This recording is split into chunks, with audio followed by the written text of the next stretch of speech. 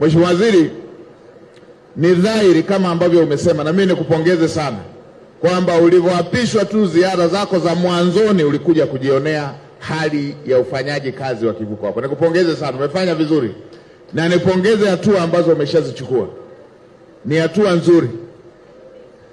Pamekwepo na matumizi mabaya ya madaraka na matumizi mabaya ya fedha, na pengine ndio maana tunapata shida hii ya vivuko kuharibika.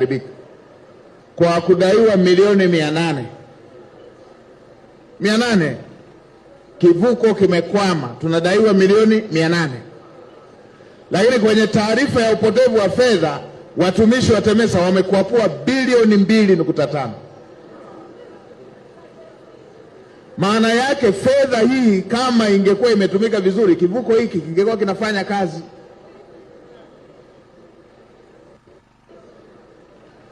Bilioni 2.59.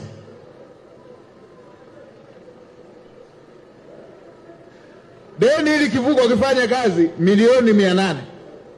Tumekosa milioni 800, alafu tuliowapa dhamana wamekuapua bilioni 2.5.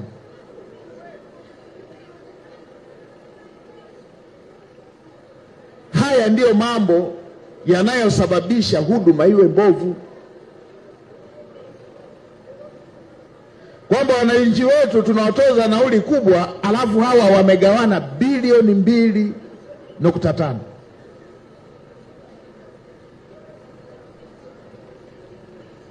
Na Mheshimiwa Waziri, uchukue hatua kubwa zaidi. Tafuta mtu, hata hivi vivuko vinavyoharibika, tafuta mtu wa kuchunguza. Zipo taarifa zingine kwamba hivi vivuko pia vinatengenezewa mazingira ya kuharibika ili watu wapige dili kule kwenye matengenezo.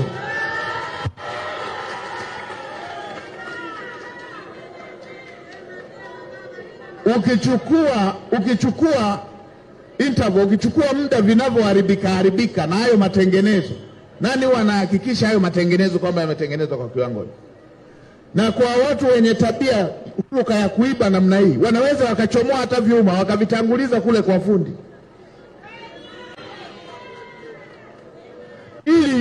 ili wapate fedha ile ya matengenezo.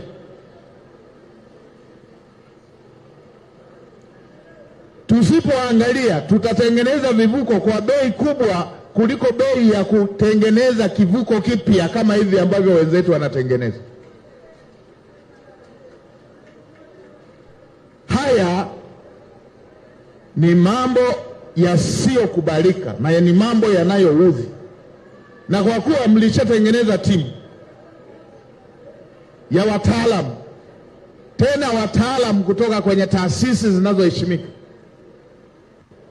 mjumbe kutoka ofisi ya Rais, mjumbe kutoka ofisi ya Waziri Mkuu, mjumbe kutoka Wizara ya Fedha, mjumbe kutoka Wizara ya Ujenzi, mjumbe kutoka ofisi ya Mwanasheria Mkuu, mjumbe kutoka ofisi ya Mdhibiti na Mkaguzi Mkuu wa Hesabu za Serikali, mjumbe kutoka Usalama wa Serikali, mjumbe kutoka TAKUKURU, taasisi yetu ya kupambana na rushwa, mjumbe kutoka Mamlaka ya Udhibiti wa Ununuzi wa Umma, kitengo cha kutakatisha fedha na Mamlaka ya Serikali Mtandao.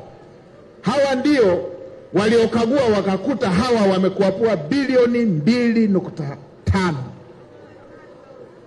Sasa kwa hatua hii mnataka tuchunguze kipi kingine hapo?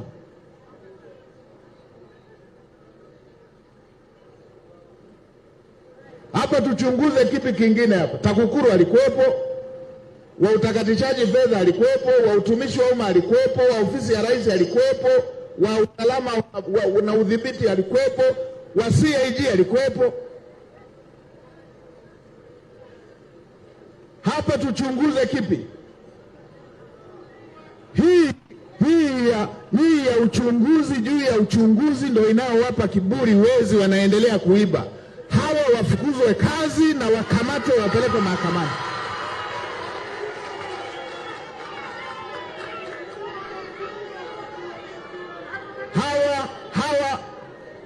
Mheshimiwa Waziri, waziri wanakoangukia, mwelekeze katibu mkuu awafukuze kazi mara moja na vyombo vinavyohusika viwapeleke kwenye mkono wa sheria.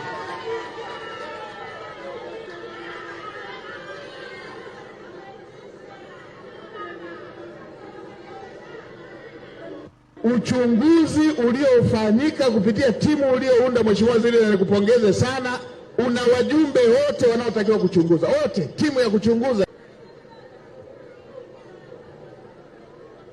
wafike kwenye mkono wa sheria.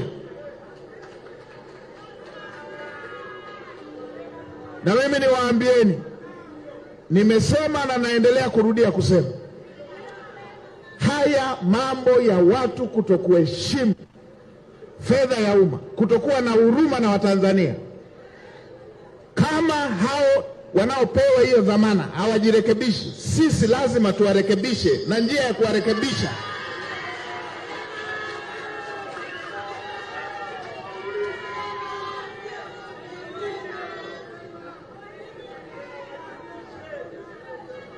hawa Watanzania hawa wanaolipa nauli hapo.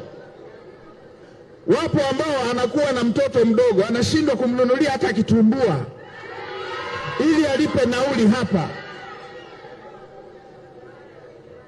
Wapo anaenda kuuza samaki pale, anakaa siku nzima, anashindwa kumnunulia mtoto hata andazi. Mtoto mdogo anashindwa kumnunulia mtoto wake mdogo hata andazi, anabakiza nauli alipe hapa. Then hawa ambao wanalipwa mishahara kila mwezi wanakaa wanagawana bilioni 2.5.